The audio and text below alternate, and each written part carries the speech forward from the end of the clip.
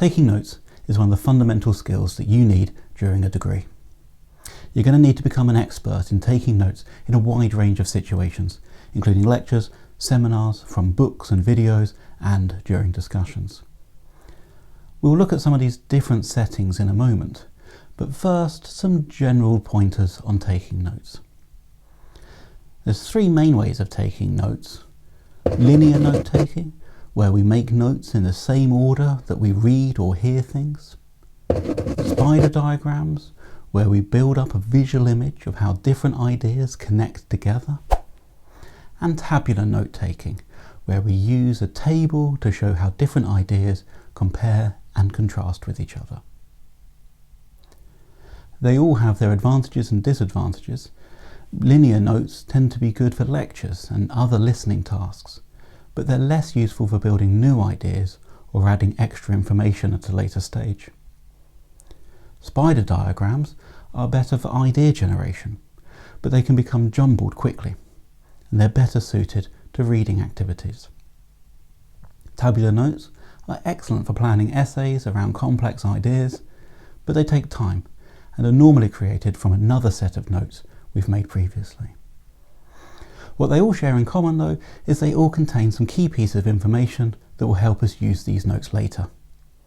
Every set of notes should contain the title of the book, the lecture or the event, the name of the author or the speaker, the date that you made the notes, and if the notes were from group work, the names of the group members. You might also want to add the class that the notes are from or for, or maybe about which assignment these notes are designed to help with. So how do we take notes in particular situations? Well, let's look at two of the most common, lectures and reading. When making notes in lectures, don't try and write down everything the lecturer says. You won't be able to keep up and will miss things. Instead, note key phrases, the main points and key words. You can use symbols and common abbreviations or make up your own abbreviations to make things quicker. To help you know what the key ideas are, be on the lookout for signalling phrases. Your lecturer will often use body language and key phrases when something important is about to be said. You should listen for emphasized words, repeated use of words, the use of a louder or quieter voice, whether they might stand up, look up, or pause, or maybe even raise an arm. These are all signs that key things are about to be said. Also listen for phrases such as, there are a number of theories as to the possible, or the important factors are. These signal a list is coming and that you should note it down. If you're unsure that what you've noted is correct, or you don't understand a particular point, put a little question mark in the margin of your notes and then check with the lecturer or in your books, or maybe with a fellow student a little bit later on.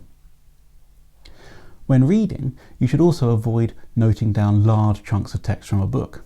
Your aim should be to make clear notes using your own words and to add your own thoughts and ideas.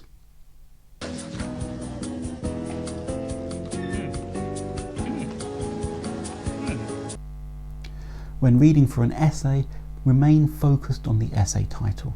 Keep referring back to this and make sure your notes are relevant. Perhaps put some headings for different sections of your essay into your notes and then add your reading ideas into these areas. Perhaps things like arguments for, arguments against, background information, introduction information. Remember, you don't have to read a whole book.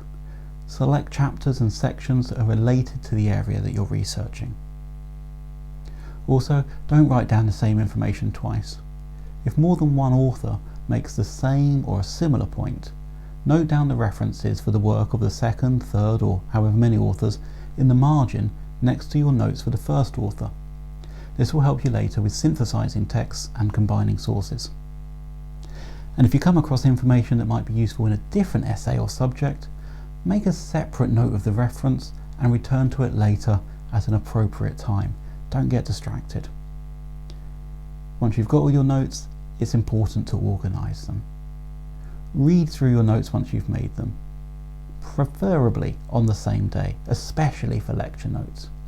Check any of the key points, the references and key spellings. and then file the notes carefully.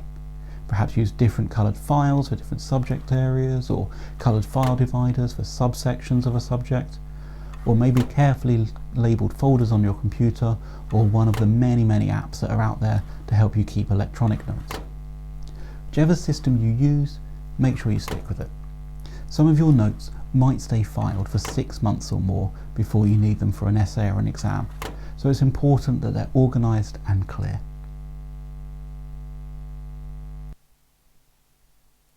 There's more on note-taking in my Student Study Skills Guide, available to download or buy from the University of Westminster Press.